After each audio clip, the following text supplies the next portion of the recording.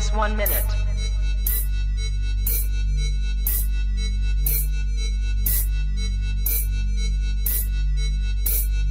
T minus 50 seconds.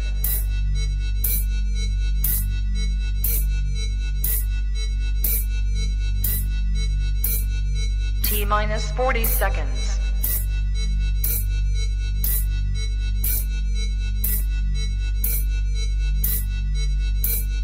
T minus 30 seconds.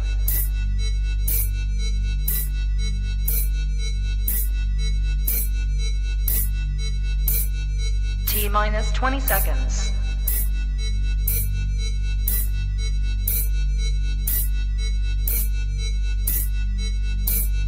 Ten, 9, 8, 7, 6, 5, 4, 3, 2, 1, 0.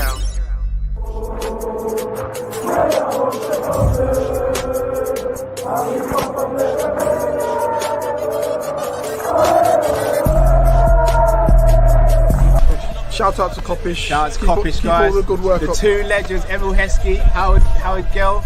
Can't get much better than that guy. Yeah. You know what to do now. Like, comment, subscribe. I'm with legends, guys.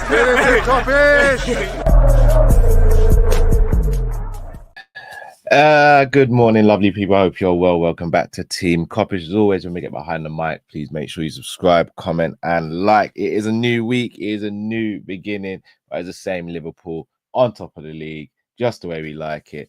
And Chelsea did a good little job on Sunday. So shout out to Chelsea.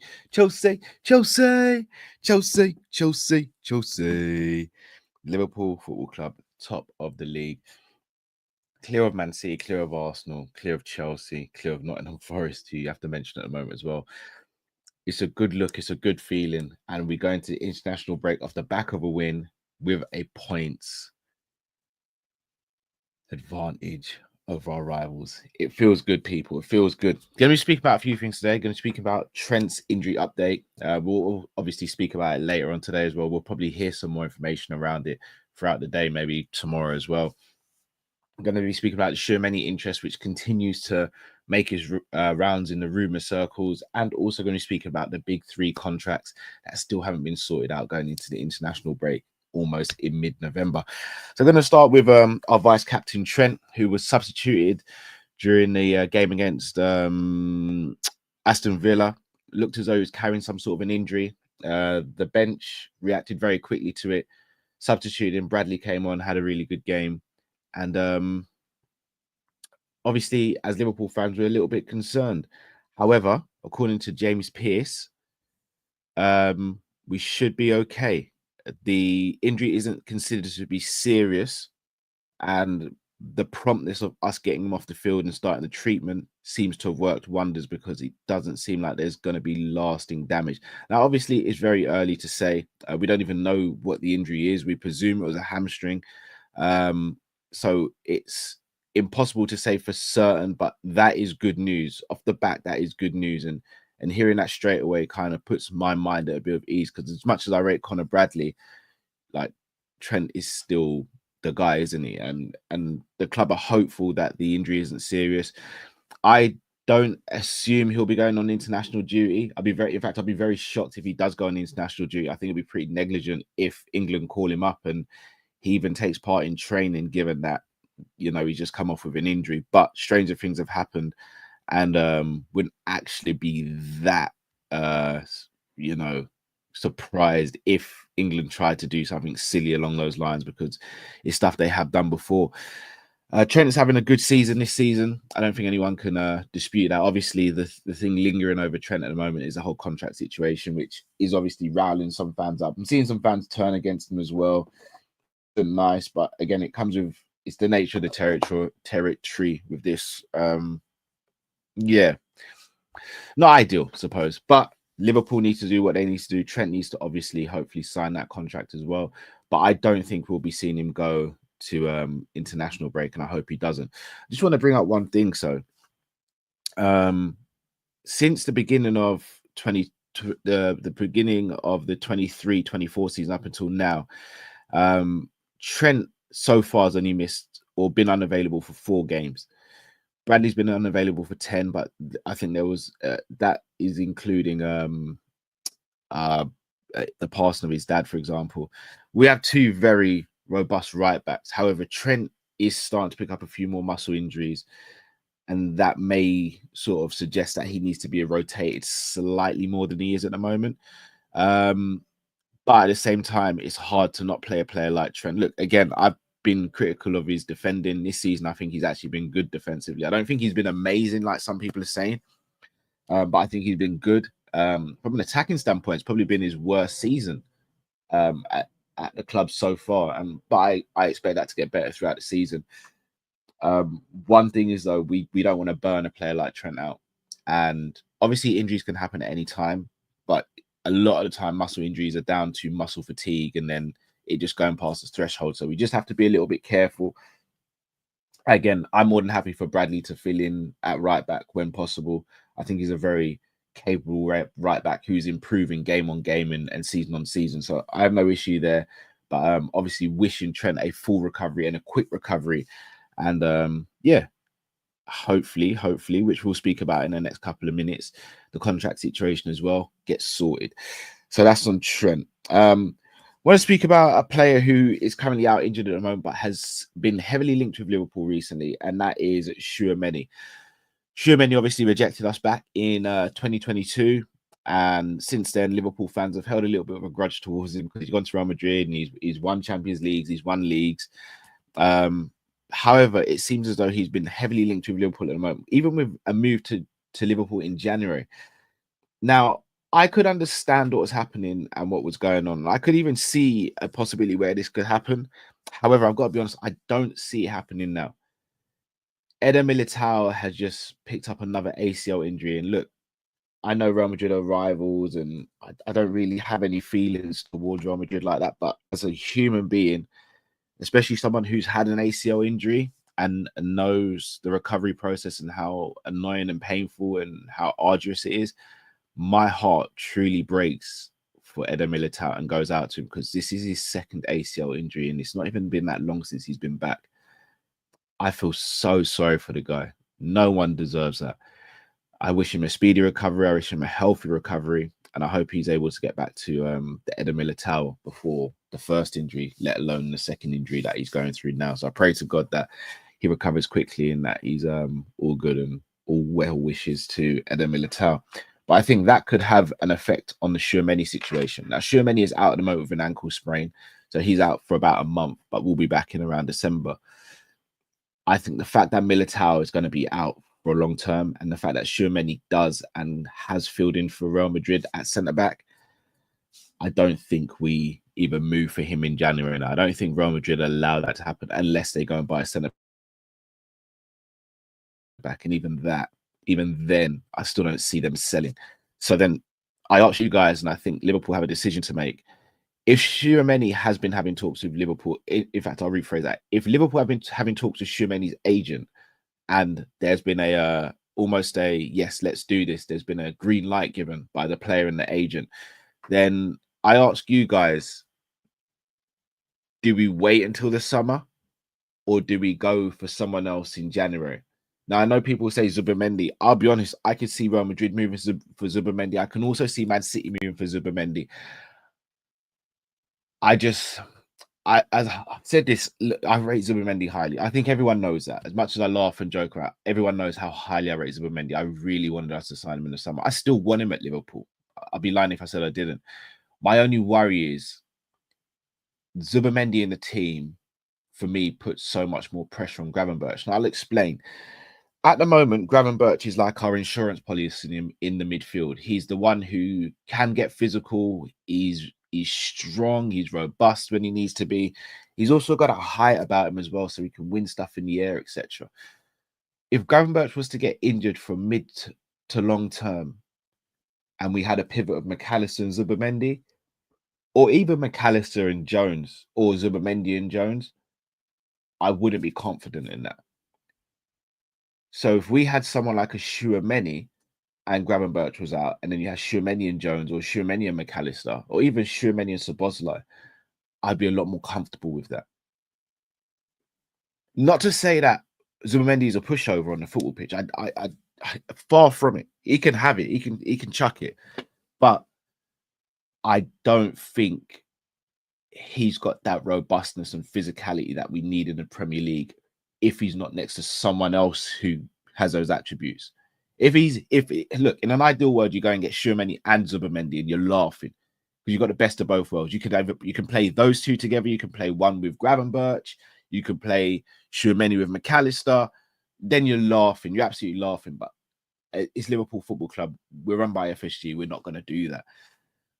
Now, what the issue is here is not just that, but it's also, again, not to harp on, but Szoboszlai's output. If Szoboszlai has great output, I don't think you're worrying as much. Because Szoboszlai's output isn't there, you have to be so defensively strong in the midfield that it almost masks the fact that Szoboszlai's not giving you the productivity. So for me, Tchouameni makes all the sense in the world. But I ask you guys, I'll go back to the original question. If not Tchouameni in January, if not Zubamendi in January, who do we go for? I see a couple of you guys in the comments speaking about Ederson. Again, Ederson's quality. I don't know, something about Ederson makes me feel as though he wouldn't necessarily fit in this squad or what Slot wants him to do. I might be completely wrong. And I know he plays in a double pivot for Atalanta. I know he's been very good for Atalanta and still is very good for Atalanta. I don't know if that's what Slot wants. I don't know.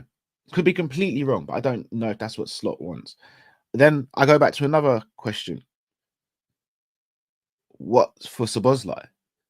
Do we now have to start playing Szoboszlai slightly deeper? Do we have to start taking a hit on Szoboszlai and going, look, he's not producing as a number 10 should. Harvey Elliott should be back hopefully soon. Do you start integrating Szoboszlai within the pivot mix, I like to call it, where you've got Gravenberch, you've got Jones, Endo, and now him, and then McAllister swaps position and plays. And obviously McAllister's still in that conversation as well. But I think the beauty of buying a Tchouameni just allows you that rotation, that fluidity in midfield. And look, as I said, if I'm running Liverpool Football Club and I have the money to do it, as a fan, I'm looking and knocking on the door for Tchouameni and Zubamendi. But we're not run by fans, we're run by business people who will do and make business decisions. I just hope that Edwards and Hughes are able to twist their hand a little bit and convince them that buying two would be better than one. But even if we can't get two, go and definitely get one. So I ask you guys one more time, for everyone in the comments, if not Zubamendi, if not Tchouameni in January, who should we go for? So let's go. I feel like we speak about this every single time we're live, but it is the big news around Liverpool Football Club. And I'll be honest with you, if these three contracts are sorted out, we may be less active in terms of having content, but I guarantee you we'll sleep better at night and we'll be a lot more happy with the current situation. And that is the situation of the three contracts. The big three: Trent, Virgil, and Salah. Still no movement there. Still don't know what's going on. Now, shout out to Jamie Phillips. You know, that's our brother. Jay reckons that the Virgil contract will be signed very, very soon. And then it's 50-50 regarding Mo and Trent. This international break for me is huge. And I know they'll be away on international duty, but they have agents who negotiate. And this notion that you can't negotiate with a player unless they're in the country or in the building is crazy. We all have phones. We all have WhatsApp. I'm sure these players have FaceTime or any means of communication. This international break for me, we have to see some movement. We have to see one of them at least get nailed down to a new contract. If it doesn't happen this international break, then honestly, I don't know what we're doing. I think Virgil so far this season has showed why he's the best centre-back in the world and why he's the first name on the team sheet and would be the first name on the team sheet for most teams in world football. Salah, shout out to Mick. Salah's not even going on international break. 10 goals, 10 assists so far this season. Only 2 players in Europeans' top leagues have been able to come up with numbers like that. And that's him, the Egyptian king, and the Egyptian prince, as it were, Omar Mamouche. If we cannot get this sorted now, I genuinely don't know what the hell we're doing. Even if you sign up Salah and Virgil, it just takes those two out of the equation and then you just focus on Trent. But honestly, to God, like, you've got the best centre back in the world and you've got the best right winger in the world. And they both want to stay at Liverpool Football Club. With all due respect to anyone who disagrees, I don't care about their ages when it pertains to how they're performing. I look at performance. I look at players in our team who are well younger than Salah and Virgil and not putting up the same performances as those two. Does that mean they deserve to get more because they're younger? No. And if anyone can name me a centre-back that is close to the level of Virgil van Dijk that we can actually go out and buy, who will cushion the blow of losing a Van Dijk, then do let me know. And the same for Salah. Because honestly, I don't know where you go from here. It's not like you can go and get an Elise because he just signed for Bayern Munich. It's not like you can get a Bastoni because he doesn't want to leave Italy. You've got the two of the best players in class here. Sign them up to contracts. It's easy. It's simple. It's not hard. I think we're making it a lot harder than it needs to be. Shout out to Mo. Shout out to Mo. I hope you're well, bro. Like, I hope they are as well. I hope they are as well. Like, really need to make it happen, especially this international break. Something has to run. So I want to ask you guys, do you think Virgil, Trent, or Salah sign a new agreement in this international break? And if they don't, what happens next? Shout out to Lakers in the comment. Shout out to John II. Lakers said we need to stop being soft with players also. We're going to elaborate on that tonight, Lakers. Me and you obviously speak on a daily basis. And yeah, I'm in agreement with some of the stuff you say. Obviously, we disagree all the time as well. The nature of a friendship and also being football fans. But yeah, we're going to speak about that later on in the show. Shout out to Soren. He says, big up. Will Trent go international break with England? Soren, I don't believe so. I don't believe so. I think he'll stay back. I'll be shocked if he does go. And it wouldn't make a lot of sense, in my opinion, if he does. But time will tell. We'll also find out just how serious the injury is. Shout out to John Conway, the legend that is, who's been a member longer than anyone else in the Kopish community. He says, big up, Callum. Nice haircut. Big up yourself, bro. Appreciate that. We're starting to look a little bit rough around the edges. So got hooked up from Icon Barber. Shout out to Vinny. Shout out to Rich. He sorted me out at the weekend. Oh, just been confirmed. Just been confirmed. He's withdrawn. Perfect. Perfect. I mean, I don't expect anything else. Makes all the sense in the world to me. All the sense in the world. Can't go if you're not fit. What's the point of going? Like, do you know what? While we're here, guys, and while we're speaking, I was going to wrap up, but while we're speaking, I'm seeing so many of you mention Ederson. Now, how is Ederson in terms of press resistance in your opinions? Because I'm seeing a lot of you saying press monster and energetic and can get around the field, which I agree with all of those things. And it's probably one of the things that McAllister gets criticized for. He's not got that physicality that we want to see sometimes.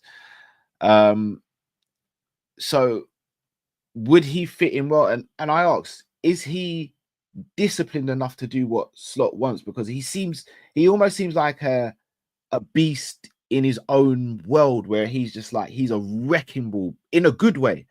But is that what Slot wants? So I don't know. I'm not going to sit here and say I'd be upset if we signed Ederson, by the way. I just don't know if he's the player that I think we'd look at, or if he's the first choice of player. Yeah, I don't know. I don't know. Also, for anyone who was asking, we didn't do the Aston Villa player ratings at the weekend because we had to shoot off. We all had to go to an event, which we were already late for because of the game, and we had to unfortunately not do it. So I will quickly do player ratings for you now, guys. So let me bring up the screen for the player ratings. Be interesting to see what you guys make of this, because I'm trying to obviously, this is me not doing it emotionally, which might be a good thing, could be a bad thing, but we'll see. Right. Player rating screen. There we go. You guys should all be able to see that. Let's do it. All right. Goalkeeper, Kelleher. I mean, makes 2 magnificent saves, distribution excellent, command of the area. I'm going to go for a 9 for Kelleher. In fact, maybe a 9.5. This is where I'm going to get called out for maybe being a bit generous to some players, but I thought Kelleher was excellent. I think at the times of the saves as well, the fact that the saves were back to back from 2 corners, and he just is excellent, man. I think he's so good, and he's a player that we're really going to miss. I might go back down to a 9 actually for Kelleher. He's a player I'm going to really miss. He's been so good for Liverpool Football Club. So good. And look, I understand football moves on. I understand players have to move on and accomplish their dreams and aspirations. And I hope wherever he goes next, he's able to elevate and become the number 1 that we all know he can be. Were it not for Alisson Becker, he'd be number 1 for Liverpool Football Club. The guy is just excellent. At right back, Trent obviously didn't play the full game, came off injured. For Trent, I think I'm gonna go a 7 for Trent. I thought he was good. I'm gonna go 7 for Trent. And obviously wishing him a speedy recovery.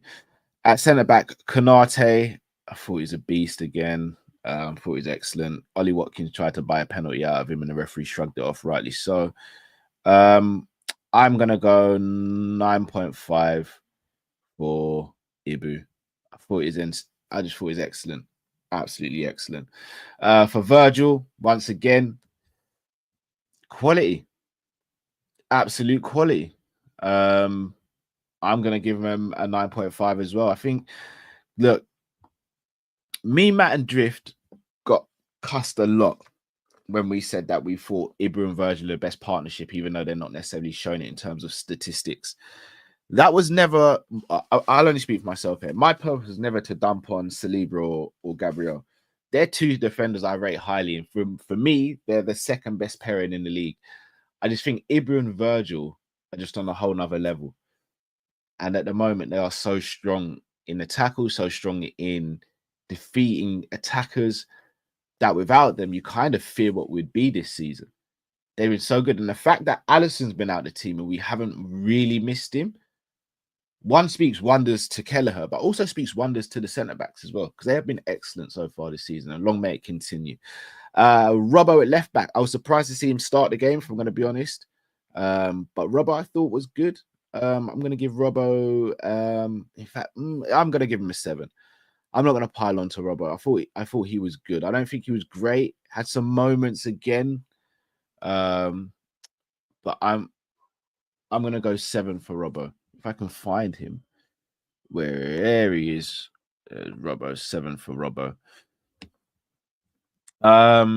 In the midfield, McAllister. Not great for me. I was actually really underwhelmed by McAllister, if I'm going to be honest. He doesn't look right at the moment. And look, I'm not going to go overboard. I still think he's a fantastic player. He's one of my favorite Liverpool players as well. But I don't think he had a great game, if I'm going to be honest. He frustrated me quite a lot during the game. For that, I'm probably going to go 5 for McAllister. I do think he needs a rest. I think he needs a sustained period where he's not playing above sort of 70 minutes, just so he can get some rest and some energy back in those legs. He's played a lot of football, especially since the World Cup. Looked a little bit sloppy. So yeah, McAllister needs to get back some sort of form, or else he could be in trouble with who starts in this team. Gravenberch, again, thought he had a really good game. He's just going about his business, just going about his work, to the point now where we're almost taking for granted some of the performances he's putting in. I thought he was very good. I'm going to go 8 for Gravenberch. I thought he was very, very good. Had a couple moments where he kind of switched off defensively. But apart from that, like, he's good, man. He's good. One of the first names on the team sheet. Curtis Jones, again, I thought he had a good game. I thought there was times where he was a bit sluggish on the ball and doing what he'd done in the past, but I think Jones was good. I'm gonna go 7.5 for Jones. Having a very good season as well. He's shutting some of the doubters up, including myself, who was starting to doubt whether he was going to be a player that could have a future or big future at Liverpool. So I'm going to go 7.5 for Jones. Thought he was good.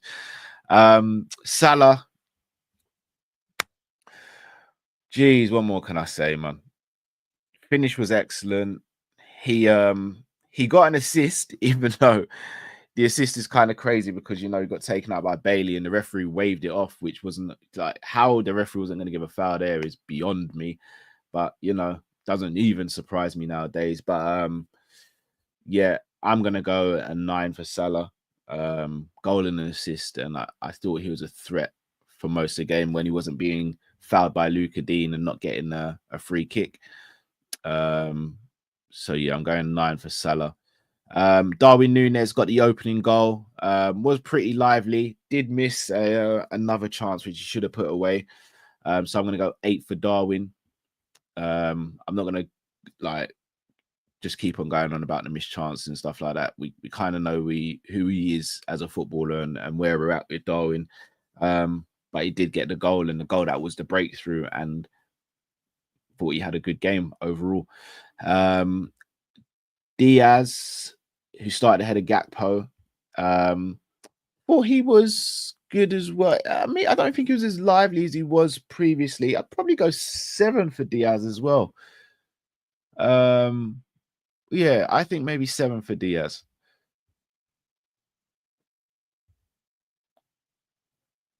And then the substitutes, just want to double check the timing of the substitutions before I go too deep into it. Let me look. Let me have a look. Let me have a look. Bear with me a minute, people.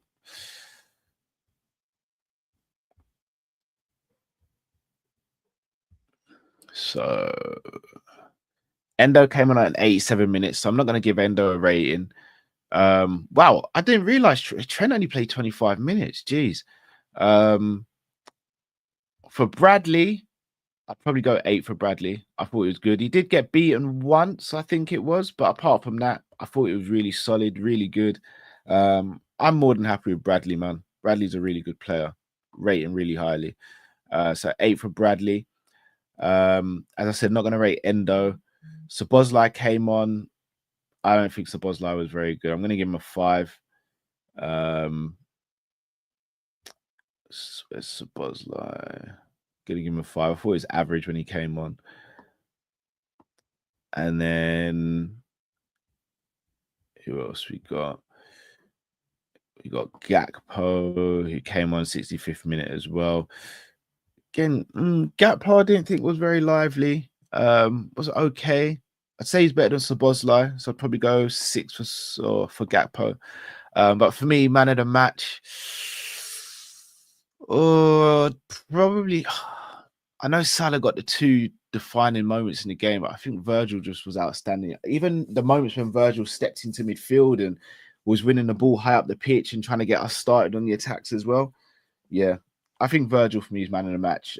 Shout out to Naldo. Yeah, the referee would have got a 0 for me. Absolute joke. Absolute joke. David Coote, man. Yeah, less said the better. Less said the better. But those are my player ratings, people. Let me know in the comments if you agree or disagree. We will be back later with the Monday Night Live show. That will be going live at 8:30 or 9. So make sure you switch on the notification bell so that you get notified when we go live or when we're about to go live. Also follow us on social media. Big up to our brother Gunali. The early learning center looks like it's reopened as well. So big up. Enjoying what's going on. I'm going to tune into AFTV. I wasn't able to last night, so I've blocked out some time today for AFTV and some chill. Gotta love it. Guna Lee, hope to see you at the parade, potentially, brother. Woo! But now, people, thank you all for watching and listening. Till we see you slightly later on this evening. Stay safe, stay blessed. The Kopish are out, people. Take care.